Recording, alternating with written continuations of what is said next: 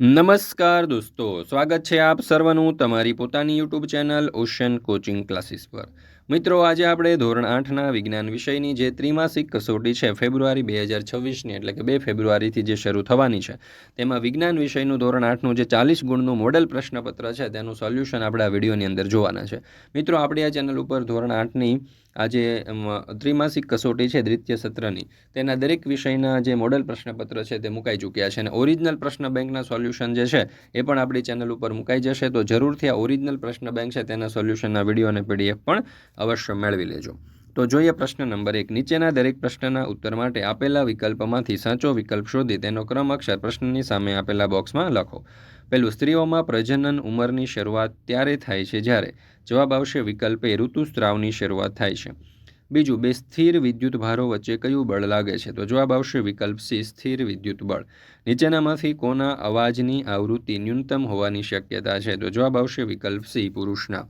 ચોથું, નીચેનામાંથી કોની અસર તરલ ઘર્ષણ પર થતી નથી? તો જવાબ આવશે વિકલ્પ એ, વસ્તુનું દળ।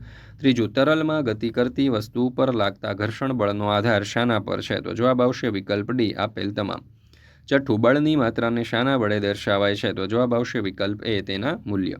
ત્યાર પછી છે પ્રશ્ન નંબર 2, ખાલી જગ્યા પૂરો, અને જેના કુલ 6 ગુણ છે। પહેલું, ઘર્ષણ એકબીજાના સંપર્કમાં રાખેલી બે વસ્તુઓની સપાટીની વચ્ચે ખાલી જગ્યાનો વિરોધ કરે છે। તો જવાબ આવશે સાપેક્ષ ગતિ। બીજું, ધ્વનિની પ્રબળતા વસ્તુના કંપનના ખાલી જગ્યા વડે નક્કી થાય છે। તો કંપ વિસ્તાર। ત્રીજું, એક વિદ્યુતભારિત પદાર્થ બીજા વિદ્યુતભારિત પદાર્થ ઉપર ખાલી જગ્યા બળ લગાડે છે। તો સ્થિત વિદ્યુત। ચોથું, છોકરીમાં તરુણાવસ્થાની શરૂઆતમાં થતા પહેલા ઋતુસ્રાવને ખાલી જગ્યા કહે છે? તો રજોદર્શન। સ્ત્રીમાં ખાલી જગ્યા વર્ષની ઉંમરે રજો નિવૃત્તિ આવે છે? તો 45થી 50। પ્રવાહી પદાર્થોની સાપેક્ષે ધ્વનિ ખાલી જગ્યા પદાર્થોમાં ઝડપથી પ્રસરે છે? તો જવાબ આવશે ધન। ત્યાર પછી છે પ્રશ્ન નંબર 3। નીચેના પ્રશ્નોના માત્ર ઉત્તર લખો જેના કુલ 6 ગુણ છે। પહેલું, પદાર્થ 1 સેકન્ડમાં 20 કંપનો પૂર્ણ કરે છે તો તેની આવૃત્તિ કેટલા હર્ટ્ઝ હશે? તો જવાબ આવશે 20। બીજું, કયા સ્થળે વાતાવરણનું દબાણ ઓછું હોય છે? તો ઊંચા પર્વતની ટોચ ઉપર। ત્રીજું, એડ્રિનલ ગ્રંથિને અન્ય કયા નામથી ઓળખવામાં આવે છે? તો અધિવૃક ગ્રંથિ। ત્યાર પછી ચોથું, સ્થિત ઘર્ષણ, સરકતું ઘર્ષણ અને લોટણ ઘર્ષણમાંથી સૌથી ઓછું કયું ઘર્ષણ છે? તો જવાબ આવશે લોટણ ઘર્ષણ। એક સમયમાં પદાર્થે કાપેલા અંતરને શું કહે છે? તો ઝડપ। કયા બળની હાજરીના કારણે ચોક વડે બ્લેકબોર્ડ ઉપર લખી શકાય? તો ઘર્ષણ બળ। ત્યાર પછી છે પ્રશ્ન નંબર 4। નીચેના વિધાનોમાંથી ખરા વિધાન સામે ખરાની અને ખોટા વિધાન સામે ખોટાની નિશાની કરો જેના કુલ 6 ગુણ છે। પહેલું, ધ્વનિ શૂન્ય અવકાશમાં પ્રસરી શકતો નથી? તો જવાબ આવશે સાચું। ઘર્ષણના લીધે વાહનો રસ્તા ઉપર ચાલી શકે છે? તો જવાબ આવશે સાચું। ત્રીજું, એડ્રિનલ ગ્રંથિ મગજ સાથે જોડાયેલી છે? તો જવાબ આવશે ખોટું। ચોથું, એકમ સમયમાં લાગતા બળને દબાણ કહે છે? તો જવાબ આવશે ખોટું। પાંચમું, સ્ત્રીમાં પ્રજનન કાળની અવધિ રજો દર્શનથી રજો નિવૃત્તિ સુધીની હોય છે? તો જવાબ આવશે સાચું। છઠ્ઠું, હવા કરતાં લોખંડમાં ધ્વનિ તરંગો ઝડપથી પ્રસરે છે? તો જવાબ આવશે સાચું। ત્યાર પછી છે પ્રશ્ન નંબર 5। નીચેના પ્રશ્નોના એક વાક્યમાં ઉત્તર લખો જેના કુલ 6 ગુણ છે। પહેલું, એક ઓજાર બનાવતી વખતે કોઈ લુહાર લોખંડના ગરમ ટુકડાને હથોડા મારે છે। હથોડો મારવાના કારણે લાગતું બળ લોખંડના ટુકડાને કઈ રીતે અસર કરે છે? તો લુહાર દ્વારા હથોડો મારવાને કારણે લાગતા બળને લીધે લોખંડના ટુકડાનો આકાર બદલાય છે। તરુણાવસ્થામાં શાના કારણે વ્યક્તિ ઊંચો બને છે? તો તરુણાવસ્થામાં હાથ અને પગના હાડકાઓની લંબાઈમાં વધારો થવાના કારણે વ્યક્તિ ઊંચો બને છે। તરલમાં ગતિ કરતી વસ્તુ પર લાગતા ઘર્ષણ બળનો આધાર શાના પર છે? તો તરલમાં ગતિ કરતી વસ્તુ પર લાગતા ઘર્ષણ બળનો આધાર વસ્તુની તરલની સાપેક્ષે ઝડપ, વસ્તુના આકાર અને તરલના પ્રકાર ઉપર છે। ચોથું, લોટણ ઘર્ષણ બળ એટલે શું? તો જ્યારે એક વસ્તુ કોઈ બીજી વસ્તુની સપાટી ઉપર ગબડે છે ત્યારે તેની ગતિને અવરોધતા બળને લોટણ ઘર્ષણ કહે છે।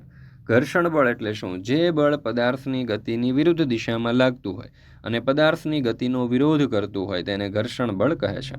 ધ્વનિને લગતી કઈ બાબતો જુદા જુદા ધ્વનિને એકબીજાથી અલગ કરી બતાવે?